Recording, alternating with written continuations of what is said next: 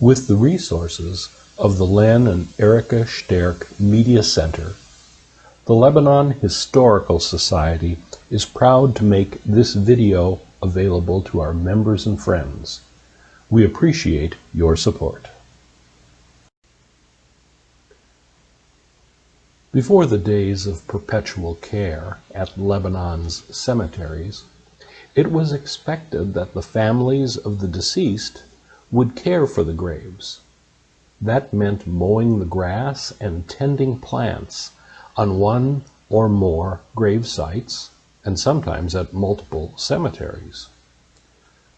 While the mowing began early in April, the annual highlight was Decoration Day, May 30th, when small crowds of people would congregate at Lebanon's cemeteries to plant flowers, trim shrubs, tidy up the headstones, and make a special visit to the graves of veterans.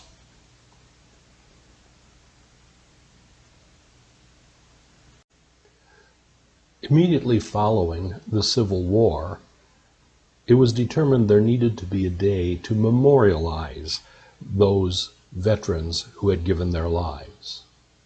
The official declaration stated, "The 30th of May, 1868, is designated for the purpose of strewing with flowers or otherwise decorating the graves of comrades who died in defense of their country during the late rebellion." The date and the name Decoration Day stuck, and it would be called Decoration Day for nearly a century. The date was chosen because no Civil War battle had been fought on May 30th. After World War I, Decoration Day was declared a day to honor those who died in active service in all of our nation's conflicts.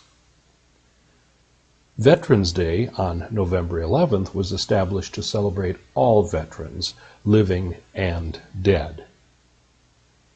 In 1971, Congress declared Memorial Day to be celebrated the last Monday in May. Decoration Day in Lebanon became a kind of mini family reunion, as multiple generations and diverse branches of a family congregated on Lebanon's cemeteries. First and foremost, it was a work day. Grave sites needed to be mowed. While cemeteries provided old-fashioned reel-type push mowers, they were usually dull and rusty. So most families loaded their power mower into the trunk of the car or the bed of the pickup, where the mower would be joined with flats of pansies, petunias, salvia, and geraniums. Like so many things in Lebanon, decorating graves became a competition. Which family could boast the best tended family plots? After Decoration Day, gossip was rampant.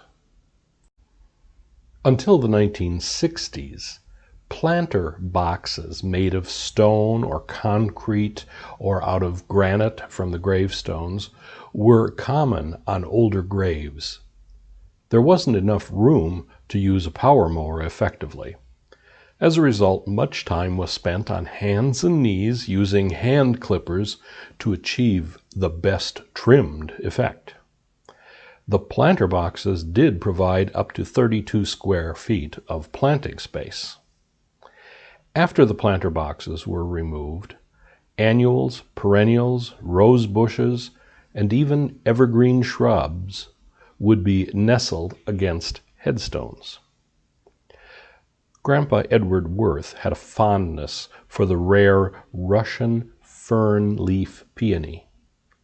It thrived on Grandma and Grandpa's grave for years, until a collector of specimen plants made off with it by dark of night. Elaborate displays of annuals required weekly weeding, and if the weather didn't cooperate, regular watering. Jugs of water were hauled to the various cemeteries to refresh all those tender plants. For both my parents, Edgar Werth and Elsie née Schoeneke Werth, tending the family plots at St. Peter's Cemetery was an obsession. Since we only lived about 100 yards from the cemetery driveway, tending the graves of ancestors from all branches of the family tree became our responsibility. 20 of my closest ancestors are buried on the St. Peter's Cemetery in New Lebanon. 13 are buried on the consolidated Old Lebanon Cemetery. 2 great-grandparents are buried on the Lehman Cemetery in Hustisford, and 2 second great-grandparents are buried on the consolidated Lutheran Cemetery in Watertown.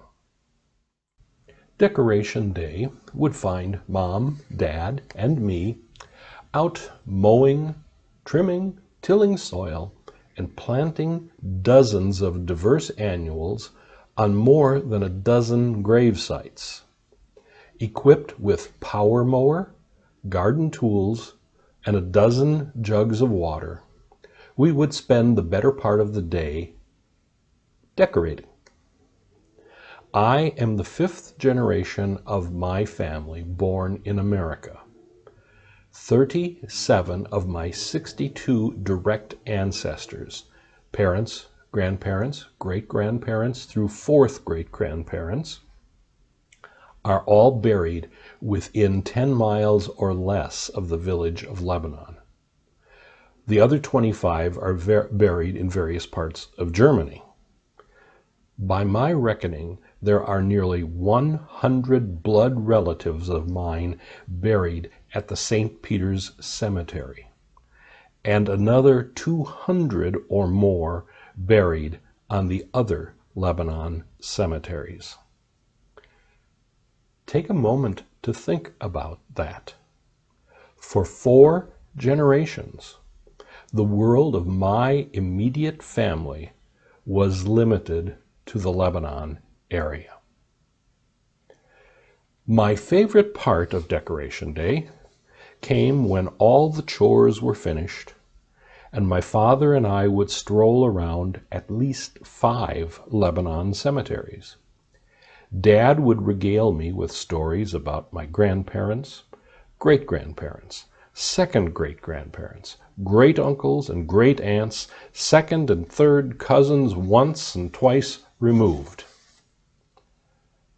Naturally, we would encounter aunts and uncles and dozens of cousins along the way as they too strolled the cemeteries of Lebanon. Decoration Day was quite like a roving family reunion. I suppose it was almost inevitable that years before I was born, even years before my parents were married, all 8 of my great-grandparents would be buried within yards of each other on the St. Peter's Cemetery. 6 of them are buried in a cluster right next to each other. The other 2 are buried 27 feet from that cluster of 6. While it was coincidental, it certainly made mowing and flower bed tending much easier. The Old Lebanon Consolidated Cemetery is the final place for hundreds more of my blood relations. My Brosh ancestors are buried on the Lebanon Baptist Cemetery. Some of my Schoeneke ancestors rest on the Ponko Cemetery, the St. Paul's Old Lebanon, not to be confused with St. Paul's Sugar Island. There are Uteks, Kahlers, Mengerts, and Schulzes buried on Wanderers Rest Cemetery, which was begun as the cemetery for St. Matthew's of Old Lebanon, a church that also no longer exists. And there are many Uteks buried on the Emmanuel Cemetery. Our stroll would usually begin on the Ponko Cemetery at the north end of the consolidated old Lebanon cemeteries. That was the cemetery for the old St. Paul's of old Lebanon, which no longer exists. Moving south, we arrived at the mass grave that rests on Emmanuel Cemetery, where the 21 victims of the 1854 cholera epidemic are interred. No funerals were held for these victims. They were buried immediately. Their bodies were covered with quicklime and then a layer of soil. The mass grave would remain open until the deaths ceased. August Herman Utek, my second great uncle, died in infancy and is buried in the mass grave. Then we moved to the site where 5 children of my second great-grandparents, Karl Friedrich Utek and Frederica Wilhelmina Louisa née Kahler Utek, are buried. She birthed 16 children between 1852 and 1883. 8 lived to marry and have children. Among them, my great-grandfather, Friedrich Karl Johann Hermann Utek. 5 of their children died within 12 days between March 27th and April 8th, 1882. All succumbed to diphtheria. They ranged in age from 5 to 17. All are buried side by side. The second of the stones is beyond recognition. The parents are buried at St. Peter's. There would be one final stop on our Decoration Day cemetery tour, and that was St. John's St. Mark's Sugar Island Cemetery. Some of my Schenectady and Brosh ancestors participated in the founding of St. John's Lutheran Church, Sugar Island, in the 1850s.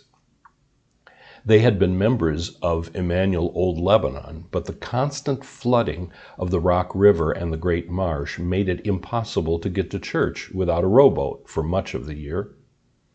The Sugar Islanders established a daughter church of Emmanuel Lutheran Church and named it St. John's. St. John's Ashippun is a direct descendant of that parish. The pastor lived on the Sugar Island. The church stood at the spot where a grove of trees is planted on the cemetery today.